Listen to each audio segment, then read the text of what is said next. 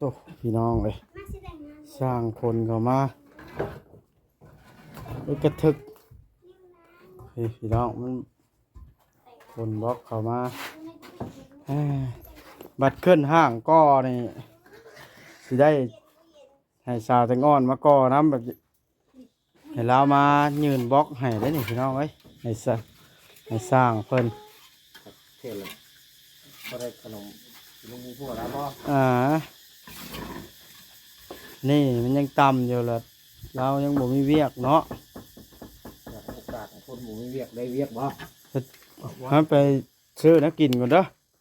นั่นใดก็บัดก้อขึ้นเพียงหลังนั้นน่ะจะลืมเสียบเล็กให้เฮาเด้อแต่ละคนอย่าลืมเด็ดขาดตัวนั้นนะโดยนั่นได้ตัวเฮ็ดเวียกบ่จังโดยเดี๋ยวนี้เจ๊ให้ตัวเข้าใจบ่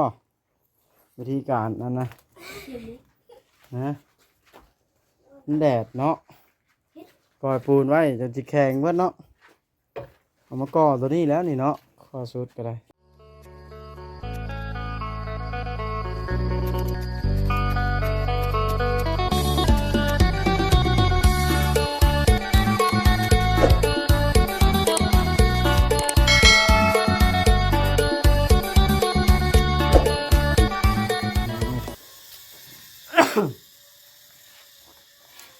เทคานเทอย่างแล้วเขาก็เริ่มก่อเฮ็ดห่างพี่น้องเลยต้องได้ใช้ไม้หลายเขาบ่มีเล็กง้อยคือสร้างแก้วก็เลยได้เฮ็ดห่างยากห่างง้อยขึ้นเลยได้ไม้ไข่กันอยู่พี่น้องเลยมาเทคานนี่เสียบเล็กใส่เพื่อตั้งวงกบเด้อพี่น้องนี่ฮะ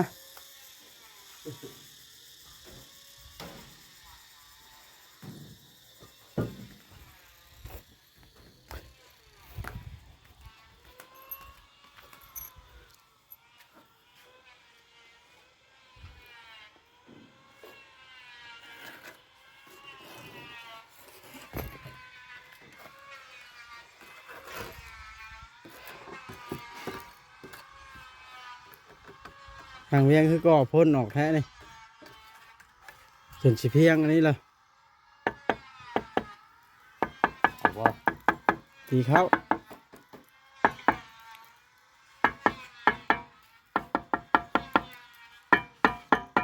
อะไรขนาดพ่นคลานยังพ่นออกเพื่อสาบเลยนี่พี่น้องเอ้ย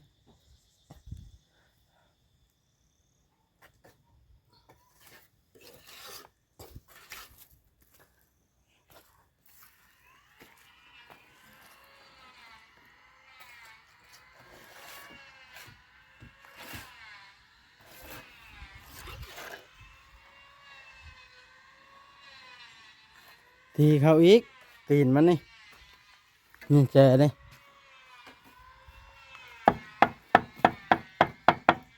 เอ้ย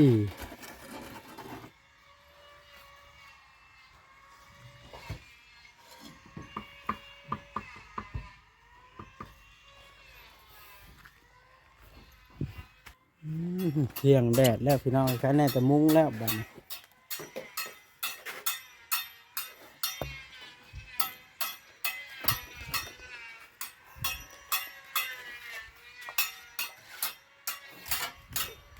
พานี่เราพี่น้องเห็นงานปูนมันได้รอให้มันแข็งก้อกันไปจักหน่อยก็ได้รออีกเพราะได้เทคานอีกได้พี่น้อง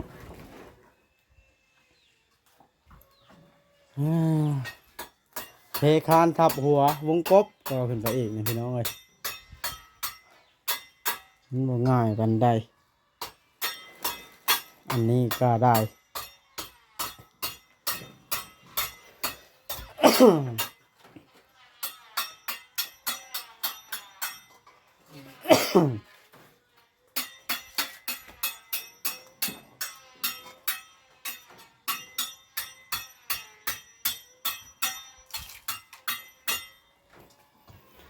ตั้งวงกบยับไปพุ่นเนาะ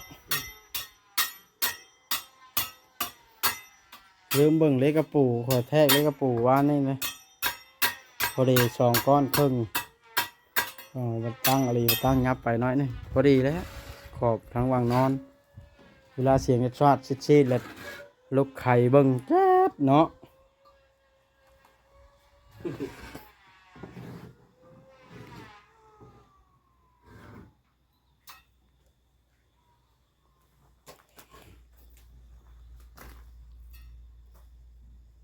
นี่พี่น้องเริ่มแก้ได้แล้วนะนี่ยังแต่ว่ามันยังม่วมอยู่โอ้โอ้ว่ายังเว้นเวลาเที่ยงปลายแล้วเนาะนี่อ้าโธ่ถือว่าบ่เว้นละเด้อสินะนี่แต่ว่าทางเฮาก็สิได้ออกซื้อหาซื้อข้าวสารอาหารแห้งมากินแล้วซะคันแบบนี้เนาะ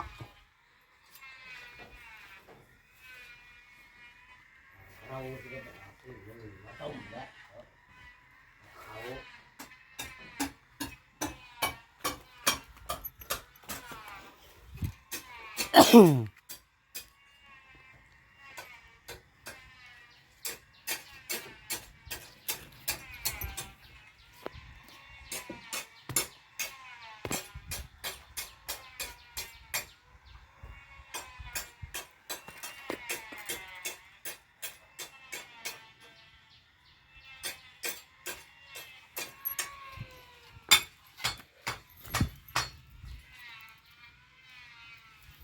อืมอืมแดดฮ้อนอะไรพี่น้องนี่ครับตั้งวงกบเรียบร้อยพี่น้อยเราได้อยู่ยากตั้งวงกบซื่อๆถ้าไปบ่เคยเป็นช่างนี่การตั้งวงกบนี่ถือว่ายากสำหรับบ่แม่นช่างเลยพี่น้องเลยบางท่าเนี่ยนิ่งเพียกพุ่นเพียกพี่โอ้ยนิ่งให้มันคล้องล้มไปเพียงเนาะพี่น้อง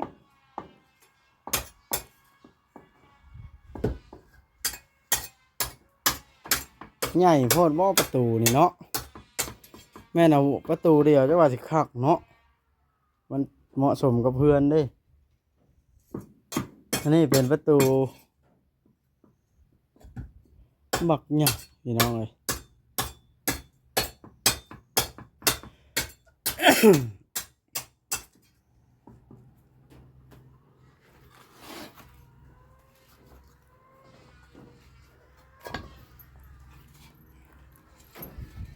ฮ่า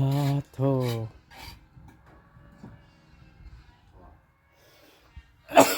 โอ้ย ต่ำบ่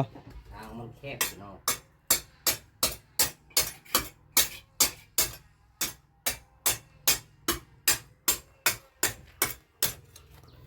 เริ่มแตกแล้วพี่น้องแก้ได้ละ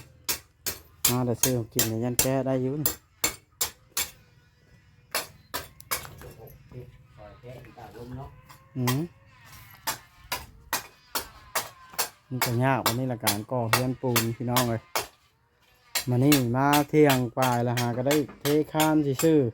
ๆไม่ได้เฮ็ดหยังพี่น้องเลย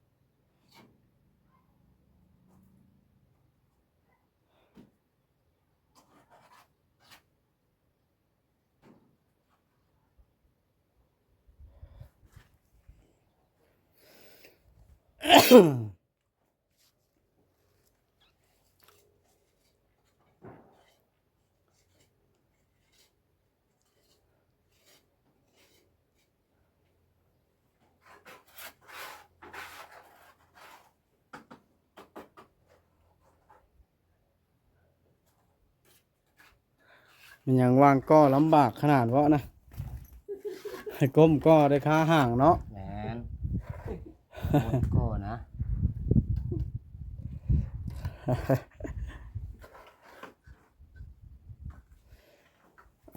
นี่รับพี่น้องเลยว่ามันสิแล้วไว้บนแล้วค่าได้ถาปูนตัวนี้แข็งตัวนั้นแข็งจังตั้งวงกบได้ถ้ามันบ่แข็งมันตั้งใช่บ่ได้แต่พี่น้องเลยแนวมันบ่ง่ายซะ มันเป็นอาการแนวมัน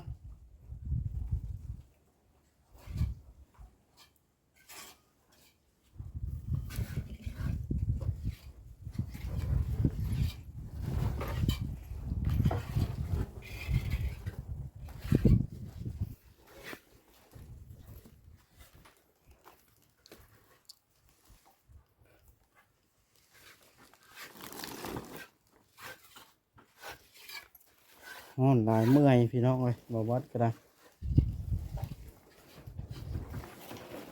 นอนเพลียแดด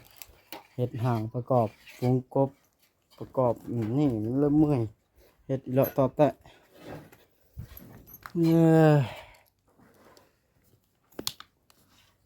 ครับพี่น้อง FC รอเบิ่งรอชมน้ำกันเด้อพี่น้อง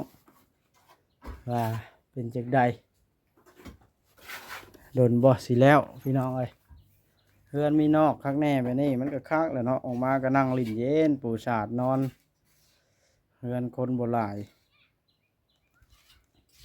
บางท่านว่าจะเฮ็ดประตูหลัง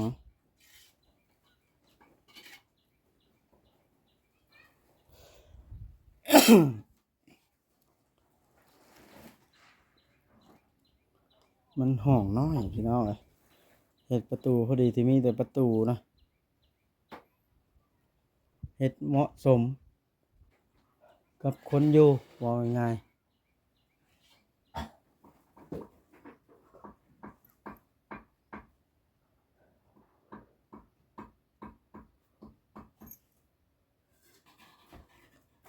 เสียงเล็กน้อยว่าเฮาวุ่นๆอยู่นะ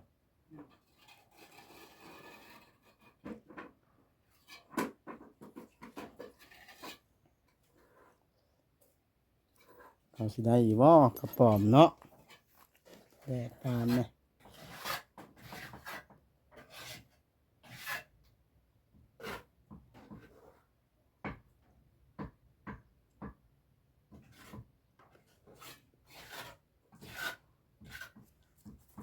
มาไม่หากะทิคานแล้วพี่น้องเลย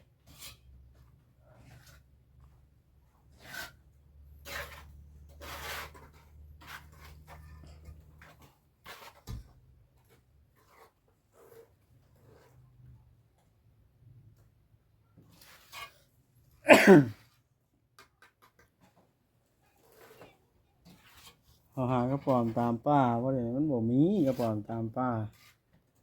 มันแคมทางแคมทงแบบนั้นเนาะ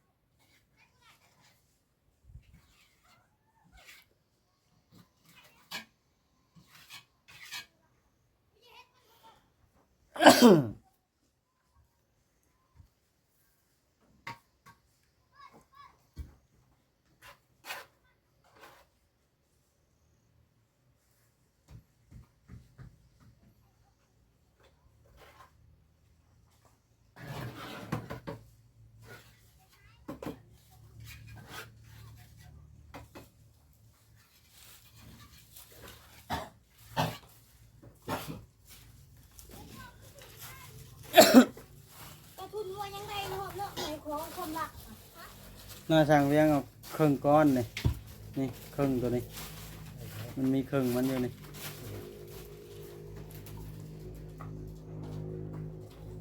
แล้วก็ใช่นะ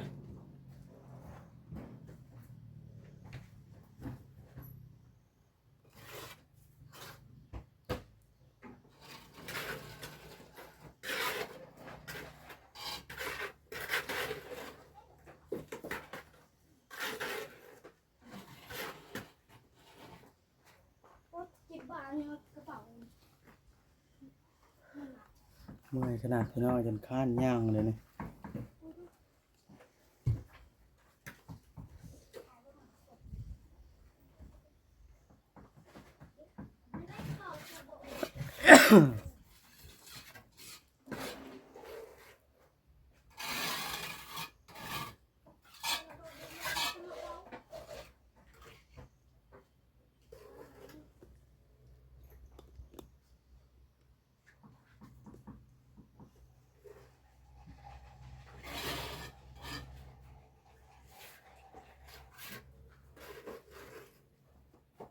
ถ้ามึงอยากให้มันเด็กก่อนเซ่อะไรก็ได้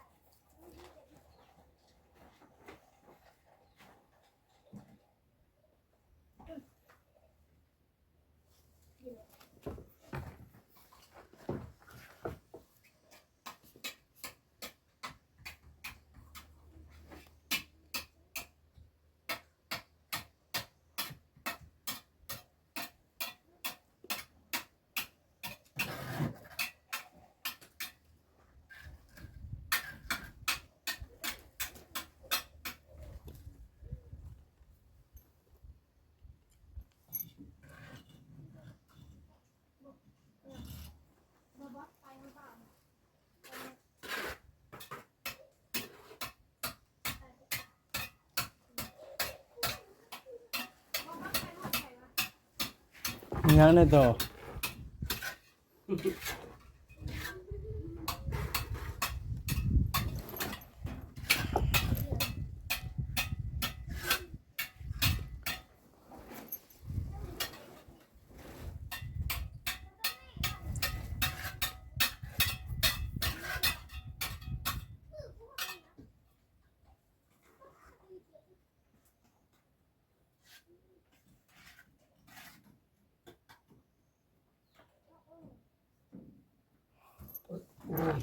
หัวต่ำตลอดช่างก็ได้เจ็บแล้วเพิ่น นั่งบ่ค่อยใจค่อยจับ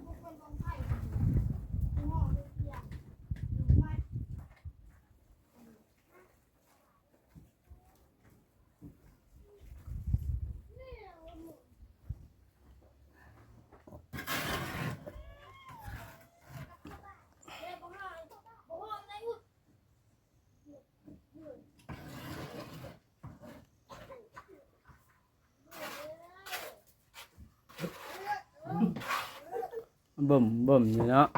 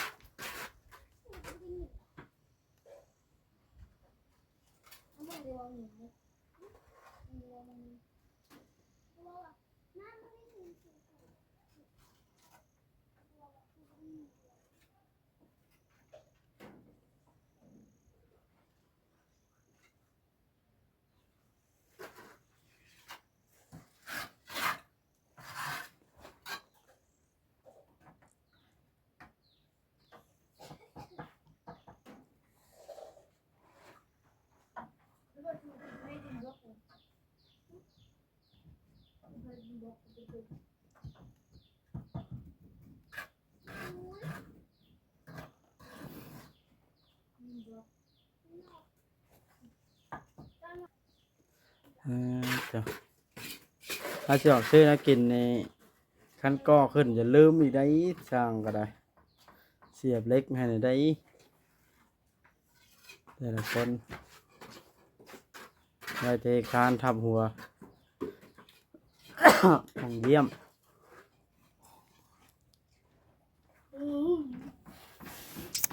นั่นไอ้ตัวได้ลงเฮียนตัวแรงบ่เลยเนี่ย ลุง ฮะ ลุง เอาเป็นได้บ่กระป๋อมนะ บ่ได้ โธ่บ่ได้เงินแล้วซะบ่ได้กระป๋อมมันก็บ่ได้เงินแล้ว เฮ้ยบางอย่างนี่กระป๋องกากระป๋องกระแดง บ่ได้บ่แม่ มันขึ้นต้นไม้ก่อน เป็นไล่เลยอะ ขึ้นไปที่แล้วก็ยังบ่ลงมันบ่ตกมันเกาะแน่นมือครับ เป็นไล่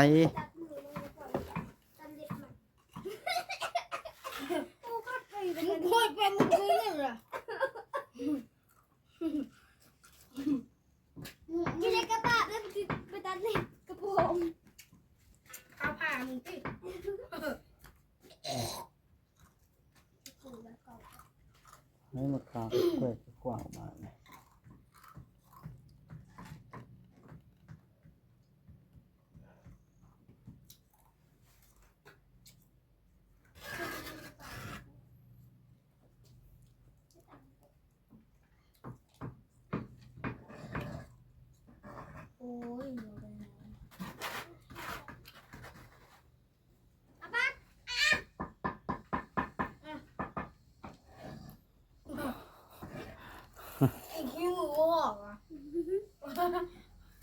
เจ้าขี้ไก่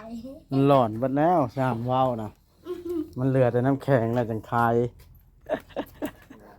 เอ้าเรื่องหยอกกันสินะว่ากินขี้มือกูถ้ากินหลอนเวลาจังคาย นี่คือวิธีที่ของเด็กเนาะ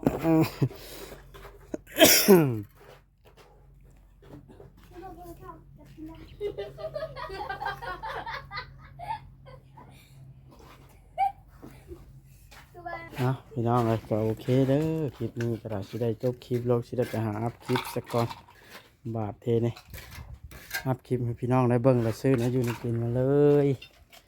มันเที่ยงป่ายแล้วได้นี่เกือบ2 โมงแล้วนี่เกือบตี 1นะเอออืมได้จังต้ายของน้ำหลังบ่ในช่าง มัน กามันแข็งกันเนาะขึ้นห่างกัน ทางมันยากต้อง บ่ ยับออก ไหนวะ โอ้มันขึ้นห่างก่อนบ่ ป้อนเข่าอย่างนี้แค่ป้อนเข่ามันก็ มันบวนบุมีวังย่างเข่ารอดพื้นเนาะแต่ว่าอย่าไปคุ้ยมันบวทันได้เทคานนะอย่าไปลิ้นนะมันสิล่มอาจจะได้ก่อไม้เบิดนะ